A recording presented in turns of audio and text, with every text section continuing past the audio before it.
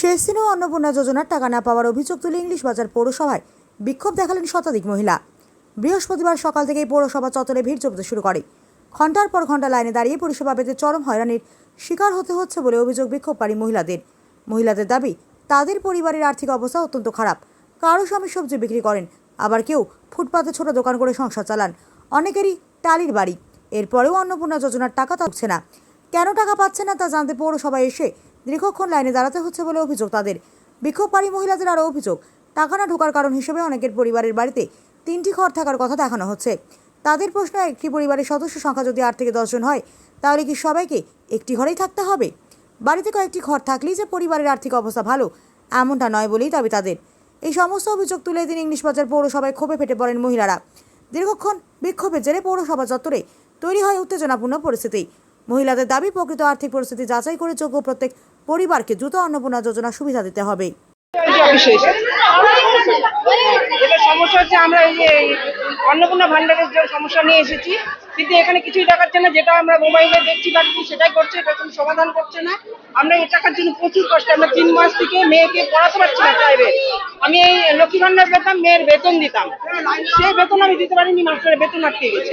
আমরা প্রচন্ড গরিব মানুষ, কিন্তু আমাদের গরিবদের পাচ্ছে না। আমার পাড়াতে অনেক বড় লোকরা পেয়েছে, যাদের পয়সা আছে তারা পেয়েছে, কিন্তু আমরা গরিবরা পাইনি। আর আমরা যারা 3 মাস থেকে পাচ্ছি না, 3 মাস থেকে, তারা প্রত্যেকেও এবার পাইনি। তাদের কিন্তু ইনকোয়ারিও হয়নি। আমাদের বাড়িতে গিয়ে যে কোনো ইনকোয়ারি করা বা কিছু হয়নি। আমাদের এখানে লিখেছে 3টা ঘর। হ্যাঁ, লক্ষ্মী ভান্ডার আমি পেতাম না, অন্নপূর্ণা আমি পাচ্ছি না, একবারও পাইনি। আমার স্বামী সবজি বিক্রি করে, আর আমি ছেলে মেয়ে। আমার ছেলেও এখন সাধারণ সবজি বিক্রিতে ঢুকেছে কেবল বাবার সাথে, না তারপরেও ঢুকছে না। দেখাচ্ছে 3টা ঘর, তাহলে কি রান্নাঘর থেকে ঘরের মতো দিচ্ছে? আমার ছেলে বড়, মেয়ে বড়, আমি কি এক ঘরে ছেলে মেয়েকে ঘুম পাড়াবো? সম্ভব হোক। আমার কথা হলো, আমরা যে অন্নপূর্ণা ভান্ডার কেন পাবো না? আমরা তো ফুটপাতে কাজ করি, আমরা কেন পাবো না অন্নপূর্ণা ভান্ডার? যারা চাকরি করছে তারা পাচ্ছে, যারা বড় বড় ইঞ্জিনিয়ার তারা পাচ্ছে। তারা কেমন করে ভেরিফিকেশন করছে? সরকার কেমন কাজ করছে? 3টা রুমে কাকে ঘুমাবে? শ্বশুর শাশুড়ি মা বাবা সবাইকে এক জায়গায় নিয়ে ঘুমাবো? একটা রুমের মধ্যে বাড়ির মেয়ে সবাইকে দেবো? 3টা রুম কার নাই? সরকার কি করে? সরকার কি চাচ্ছে? ভাই বোন মা বাবা শ্বশুর শাশুড়ি সবাই এক জায়গায় ঘুমাবো? শ্বশুর শাশুড়িকে বৃদ্ধাশ্রমে পাঠাবো? উল্টা করবো, সবাইকে টাকা দিব বলেছিল। তা বলেনি তো যে যারা চাকরি করে তাদেরকে দিব, যারা বড় বড় আছে তাদেরকে দিব। আপনারা এমনি কি আমরা বাড়ি ঘর করেছি নিজের ক্ষমতাতে, আমরা করবো না? বাড়িতে গ্যাস থাকবে না? আমাদের ফুটপাতে দোকানদারি আছে, ফাস্টফুডের দোকান করে ফুটপাতে। না, 3 মাসে 1 মাসও ঢুকেনি। হ্যাঁ, লক্ষ্মীর ভান্ডার পেতাম, লক্ষ্মী ভান্ডার পেয়েছি, মাসে পেয়েছি। পৌরসভাতে এসেছেন, কি বললো? পৌরসভাতে বলছে ভেরিফিকেশন হচ্ছে, আপনারা ওনার নামে করেন, দরখাস্ত পাঠান। কতদিন ধরে ঘুরছেন? 3 মাস থেকে ঘুরছি। না, মানুষ হিসাবে তো যারা ফর্ম ফিল আপ করেছে হয়তো ভুল ত্রুটি হয়েছে, ফলে এটা হোল্ড করে গেছে, তারা এসছে। আর আমাদের এখানে এসে জমা দিতে হবে। মেন কাজ হচ্ছে ডিএম অফিস থেকে। আমাদের লোকরা কাজ করেছে, আদার্স লোকের সঙ্গে সেট করে মিউনিসিপ্যালিটির লোক কাজ করেছে, কিন্তু enter system control by district magistrate. আপনাদের যারা কর্মী কাজ করছিলেন তারা ফিল্ডে গিয়ে ইনকোয়ারি করেছেন? 100% করেছে। আমি একটু আগে একজনকে আমাকে বললো, আমি সঙ্গে সঙ্গে আমি লোককে দেখলাম যে আপনার বাড়িতে গিয়েছে, হ্যাঁ গিয়েছে, গেছে, কটা রুম আছে আপনার? বলছে আমি তো ভাড়া থেকেই, কিন্তু ওখানে আমাকে মালিক বলে চালিয়ে দিচ্ছে।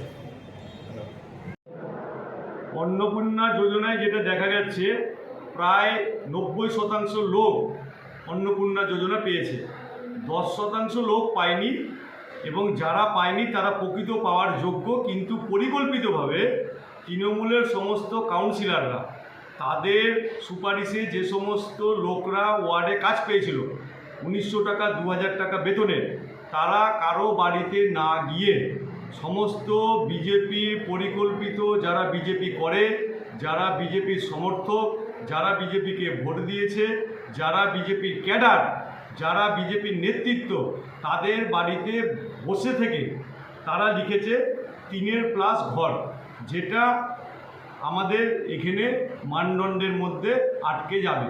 এবং সমস্ত জায়গায় আমরা এখনো পর্যন্ত যতটি সার্চিং করছি সবটাতেই দেখাতে যাচ্ছে 3+ রুম, এইটা হলে কারো ঢুকবে না।